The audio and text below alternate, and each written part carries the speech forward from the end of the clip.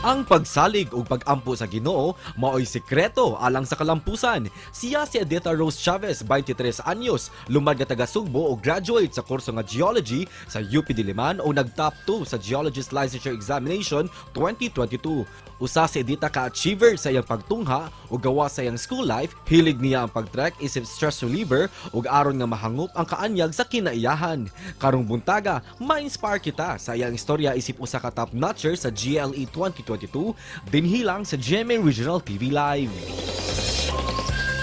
Mayong buntag ug maupay na aga, Edith. Kumusta ug welcome sa GMA Regional TV Live. Maayong buntag sa tanan. Thank you so much for joining us and congratulations, ma'am. Usa sa mga top-notchers sa GLE 2022. Kumusta man ang imong experience sa board exam? Thank you, Sir Nico. No? Ang among exam kay overall kay draining jud siya tungod sa kalisod. Then samot na tulo ka adlaw pa jud siya na sunod-sunod. Pero despite sa kakapoy kay nalipay ko na kuyog na ko balik akong batchmates kay bahalag nag-struggle me together. Ever since na nag-pandemic, usahay rami magkitaay kay 2 out of the 4 years sa college rami nagkuyog. Mao na ni among gihuwat sa past few months after graduation, after pag-review. Finally, we have conquered another milestone together. Mamuto ka nang uban nga mga rituals or mga practices nga gihimo before ug during sa exam?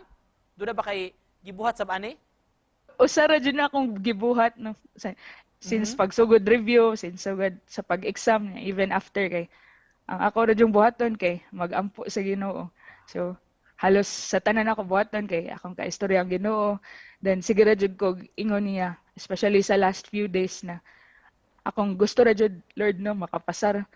Pero kung dili man gani kay salig ra ko sa imong plano para nako. Pero tanawa sobra pa sa pasar ang iyang gihatag mo to. Ang Ginoo ra jud ang rason aning tanan akong nakuha.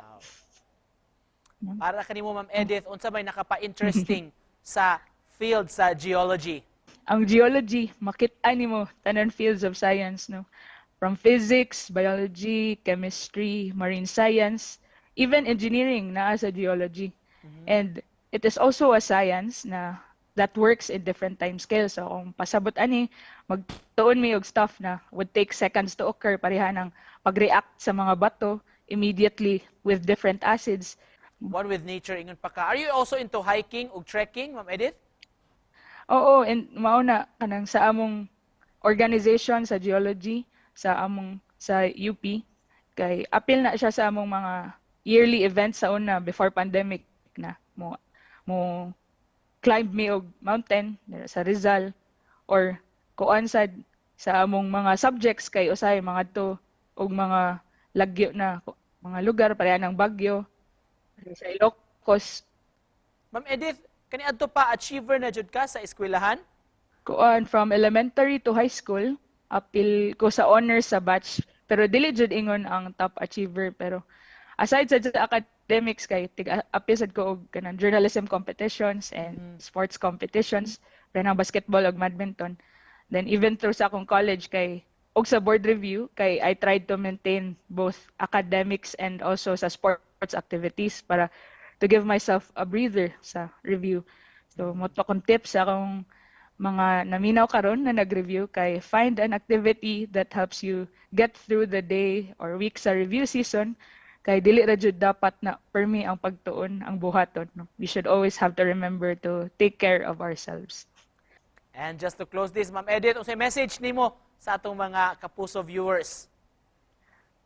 I just want to take this opportunity na magpasalamat sa mga tao behind this achievement. My family, especially sa akong mama Ann o Papa Joel, sa akong mga igsuon, sa akong parents diri sa Manila na sila Ate Michelle o Kuya Gigi, to the ever-supportive Buhay and Chavez clans. So thank you for your support, especially sa inyong prayers. And to my friends, classmates, teachers, and mentors, your words of wisdom and comfort are forever appreciated. And most especially, thank you to our God to whom all glory for this is due. Sa atong viewers, akong mensahe lang sa inyo ha, kay isalig lang jud tanan sa Ginoo. Maayong buntag. Daghang salamat for joining us and congratulations once again, Editha Chavez. Thank you, ma'am.